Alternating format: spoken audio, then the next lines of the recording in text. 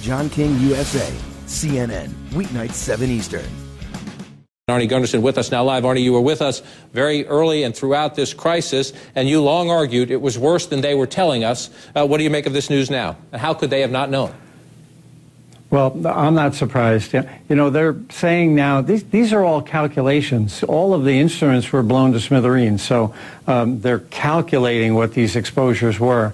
How could they not know? I think there was some confusion, and there's some cultural issues, too, with the Japanese. But the biggest problem is this combination of being a regulator and a promoter of nuclear power.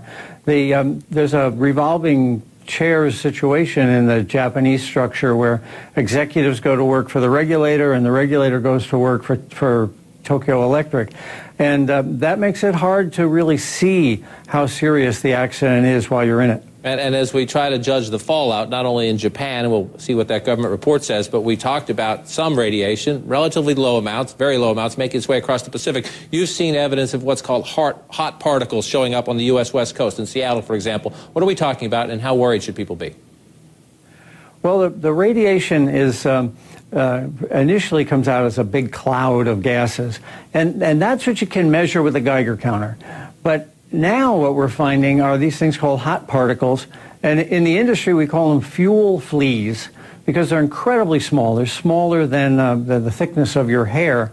In Tokyo in April, measurements indicate that there's about 10 hot particles per day in what a normal person would breathe. And it's interesting because in Seattle, it didn't go down that much. It was about 5 hot particles a day. Because most of the time, as we talked about back in April, the wind was blowing toward the West Coast. You know, that's why we were warning to wash your lettuce and things like that. Now, what that means is that these hot particles can lodge in your lung or in your digestive tract or your bone and over time cause a cancer. But they're way too small to be picked up on a large radiation detector. And so, do you believe there are enough of them that people in the West Coast of the United States need to be worried, or is it a very minor concern?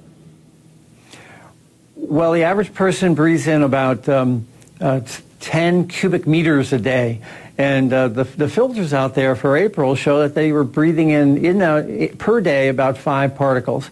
Now, these are charged, which is why we call them fuel fleas, too, and they latch onto lung tissue. You know, I'm still advising my friends to wash all of your vegetables to make sure you can get it off. But short of that, we're at a point now where you just can't run from the particles that are still in the air. We'll keep watching that. I want to show our viewers some satellite images that we have a then and now. Satellite images of the Fukushima nuclear plant on March 14th. Compare it to May 25th. When you look at this, 3 months since, do you get the sense, looking at the new photos, number one, first and foremost, do things appear to be under control right now? No, the units are still leaking. The difference in the picture, though, is it was cold in March, so you could see steam, sort of like breathing on a cold day.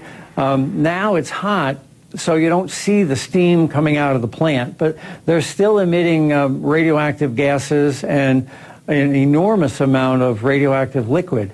So the only thing that's going to make this go away is time. They're going to need another year or so before this radioactive material cools down to the point where it doesn't boil anymore. And until it stops boiling, you're going to be cranking out steam and you're going to be cranking out radioactive liquid.